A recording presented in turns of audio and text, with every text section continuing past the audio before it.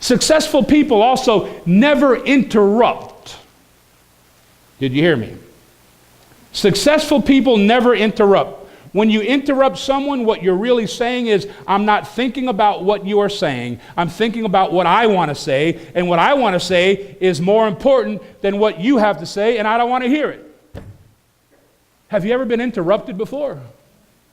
You start a sentence, and the next thing you know, it's like, they butt in, and, well, I know, you don't know what I'm going to say. Just wait a minute.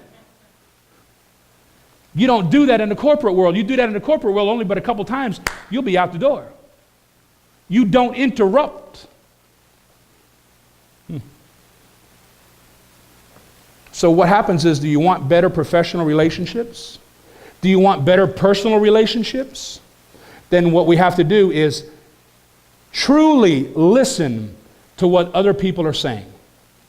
You truly listen to what other people are saying. Then ask a question to make sure you understand. Let me ask you something. What you just said, let me understand if I heard that right. You said, and then you recant what they just said. Oh, well, yeah, okay, well, now I know what you said. If that's what you said, I'm okay. But if not, let's clarify it. Because, a lot of times people will tell us things, and we won't ask them to clarify what they just said. We take it at face value. Don't believe a lie before you investigate the truth. Did you hear me? Don't believe a lie before you investigate the truth. And I always said, and they always told us in theological school, this is what you have to do if you want to understand a paragraph or understand a chapter or understand whatever. It's the who, what, where, why, and when. I can remember that from... It's who are we talking about? What's taken place? When did it happen? Why did it happen? You see, these are questions we have to ask ourselves to get the final answer, not just take it at face value from what people tell us. So always remember the who, what, why, where, and when. And most of the time when you figure out the who, the what, most of the time when you figure out the who, you've figured out everything. When you figure out the source it's coming from, you don't even have to ask the rest. How many know that when we know people, and I know if somebody came up and told me a story, and I knew it was definitely a story, and I knew where it was coming from, I said, no, I don't believe that. I don't believe that because I know where the source is. But if it came from somebody who was respectable, if it came from somebody who was highly respected in the community, then I would say, wait a minute, now I have to go back to the who, what, where, why, and when in order to understand this.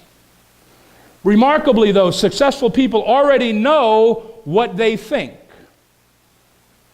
They want to learn from what everyone else thinks. They already know what they think. They just want to know what everybody else thinks.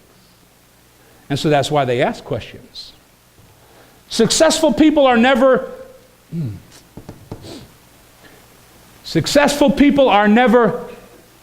late. Late. In case you didn't hear that, late. Why? Because if they're late, they'll be docked their pay. And a lot of times, if you're late too many times, you've got somebody else to replace you.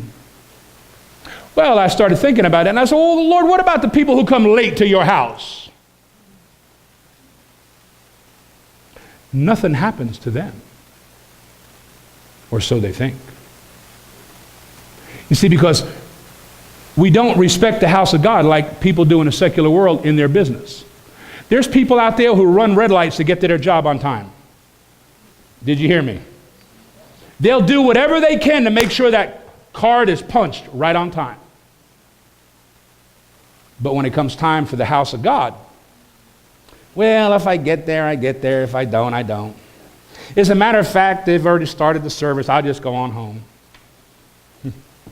Successful people are never late without an incredible good excuse. Namely, But when it comes down to the old reliable, I woke up late, or I got a flat tire. And for some people, this is actually honestly true. I ran out of gas. But this is God's house. And shouldn't we respect his house the way secular people respect their businesses, respect their jobs?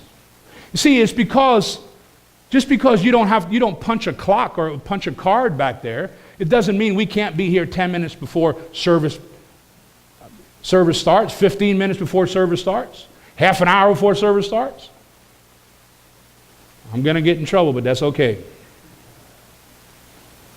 I know sometimes you may be overwhelmed, so you're always running behind.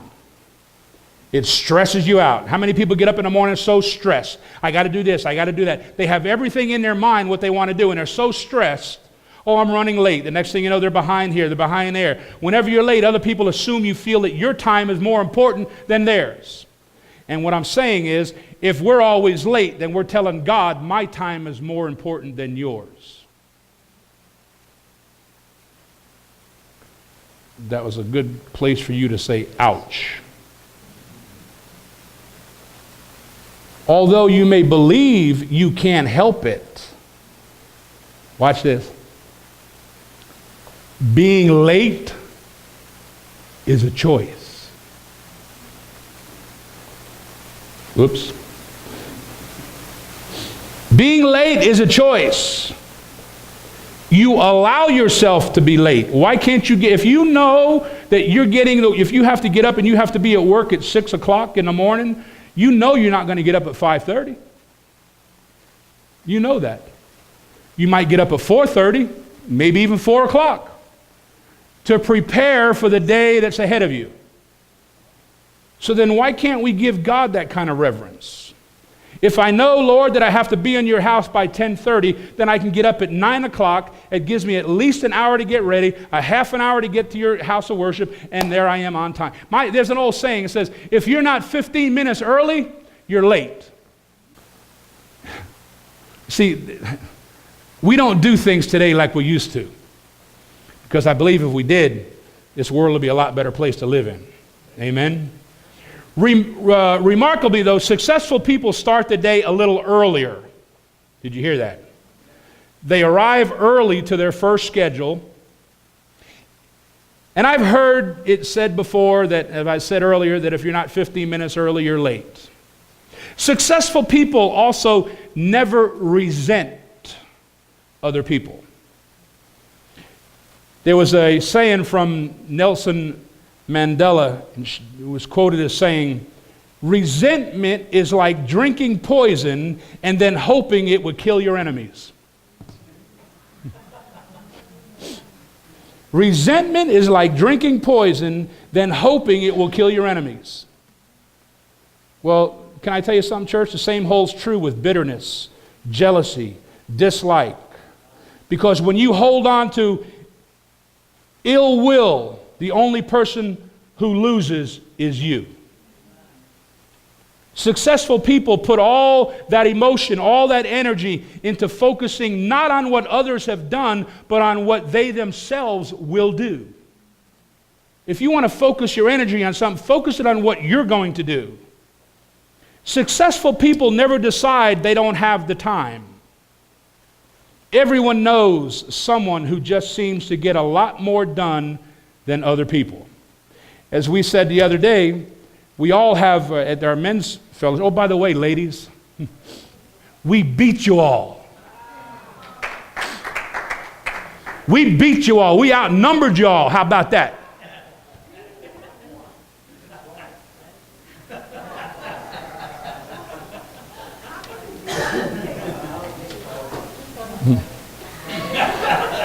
Just let us have our moment, please.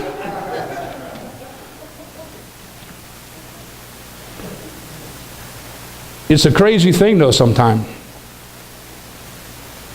How do people get all this done in a certain length of time when we all got the same amount of time, 24 hours?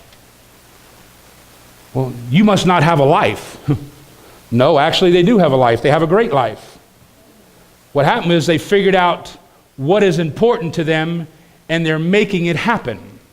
You see, we have to put what is important to us and then what is urgent in two different categories. What's important to us? What's important to us is something that we have to do, we have to get done. Figure out what's important to you and then strip away all the other stuff that isn't. Then make it happen. You see, we can all make excuses why we don't study the Word, why we don't pray, why we don't meditate.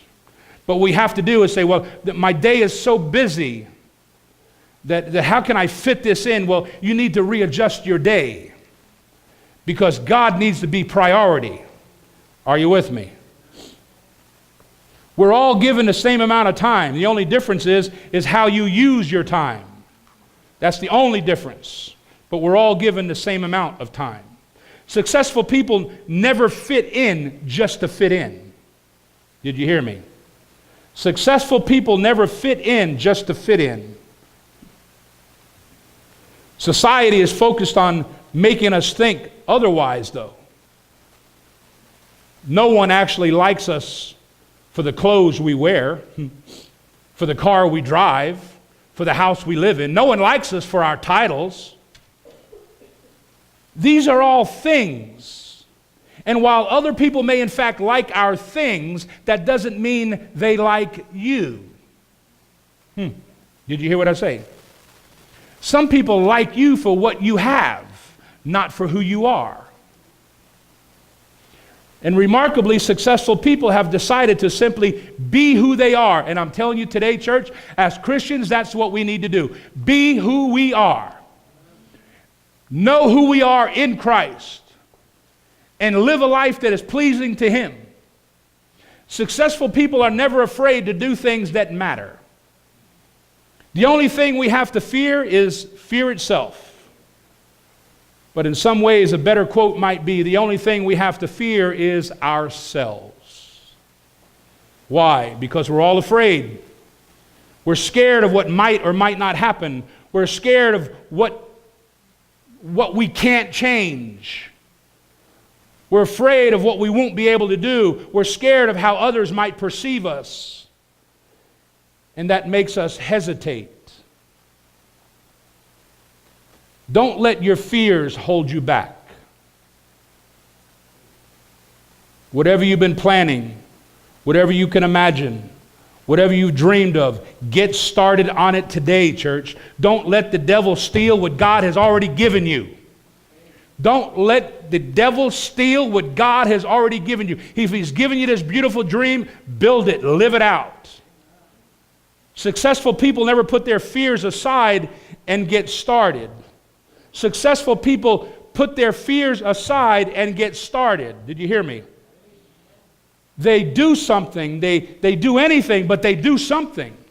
I know many people are not doing anything. Well, I don't know what to do. Successful people never look back and think, if only I had. Successful people never look back and think, if only I had. Christians today are looking back at the past and said, gee, if I only did this back then, if I only did that, oh, I wish I was back then. No, you don't. Because back there never has anything good for you like this does. And a lot of people have told me in the past, well, Pat, don't you wish you could relive some of your younger years? To be honest with you, no. I mean, I've seen the hand of God on my life and saved me from a lot of trouble, saved me from a lot of jail time, and I don't want to relive that again because I might not be so lucky. But God has seen me through. He's seen us through. But we can learn lessons on how to live a successful spiritual life by looking at what people do in the corporate world, in the business world. If their corporation is a success, what did they do to make it a success? And if we want to be successful in our spiritual lives, what do we need to do to be successful?